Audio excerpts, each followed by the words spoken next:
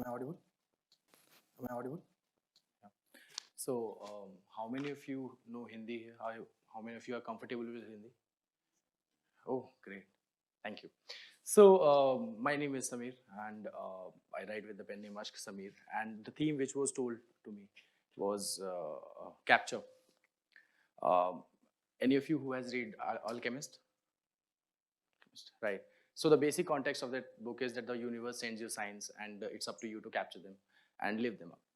I'm going to perform two pieces for you. One is a story, and both of them will use an example where one can capture an idea and be productive about it. Story पहले है.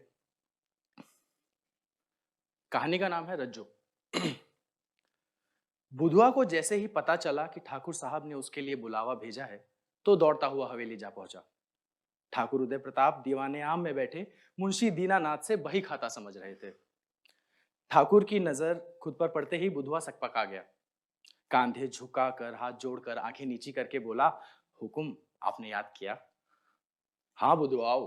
कैसे हो? ठाकुर बही खाते की ओर गौर से देखते हुए बोले, दया है आपकी मालिक. ठाकुर ने चश्मा उतारकर अपने सामने पड़ी मेज पर रखा और कहा, तुम्हारे बेटे की शादी का न्योता मिला. बहुत खुशी हुई सुनकर. किसी चीज की जरूरत हो तो बेझिझक हवेली चले आना. इतना कह दिया आपने मालिक, यही बहुत है. बस अगर घर आकर बच्चों के सर पे हाथ फेर दें तो परिवार दुआएं देगा आपको. बुधवा कांधों को थोड़ा और झुकाते हुए बोला, वो तो हम आएंगे ही. ठाकुर साहब मुंशी दीनानाथ की ओर देखकर बोले, मुंशी जी, अस्तबल में हीरा को कहलवा दे कि रज्जो को बुधवा के घर ले जाए और कुछ दिन वहीं रहे. रज्जो ठाकुर साहब की घोड़ी का नाम था. सफेद रंग, नीली आंखें, सुडौल ऐसी कि घोड़ों को भी मात दे दे.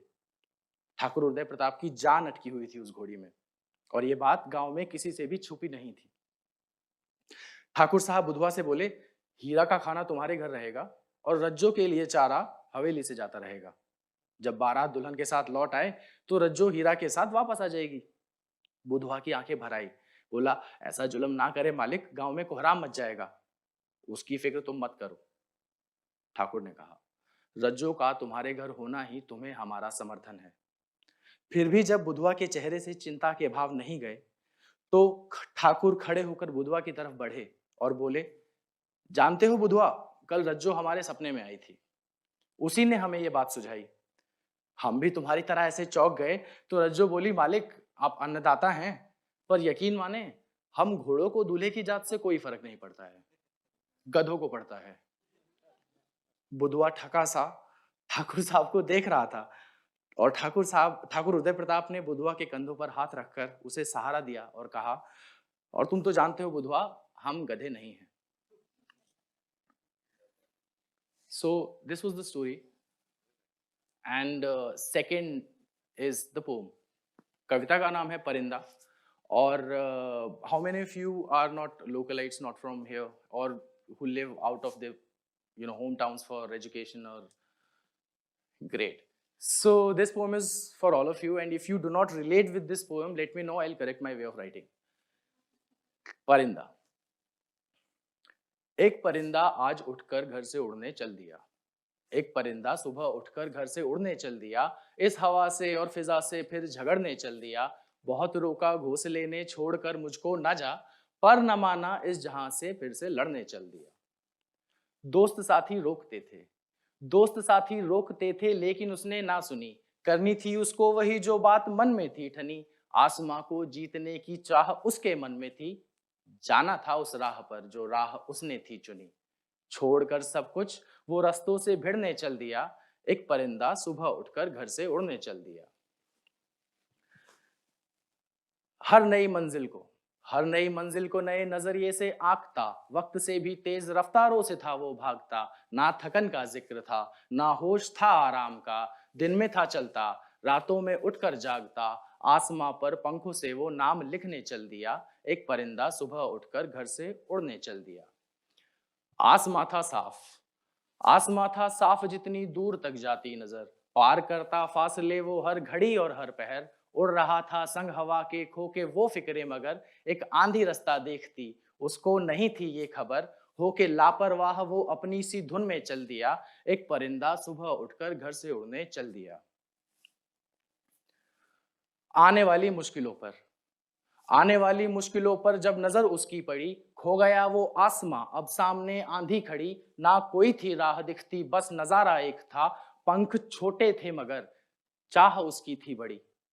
अपना जज्बा आंकने का जब फितूर चढ़ गया, और कुछ जब ना दिखा तो आगे ही वो बढ़ गया।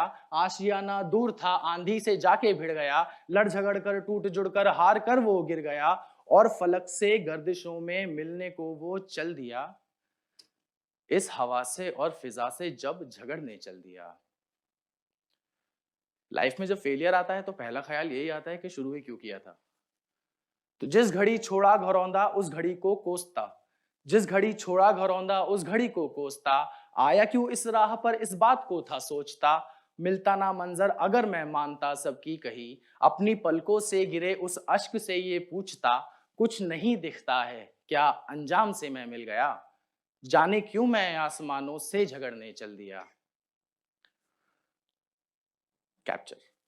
शांत सा था वो पड़ा, शांत सा था वो पड़ा जब कुछ भी होते ना बना। शांत सा था वो पड़ा जब कुछ भी होते ना बना। आई एक आवाज उसको ध्यान से उसने सुना।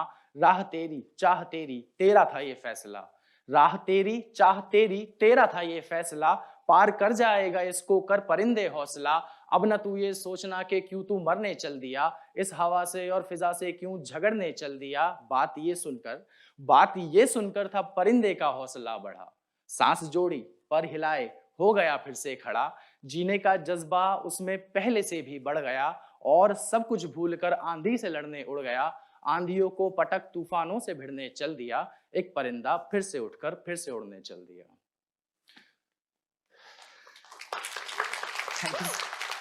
Thank you.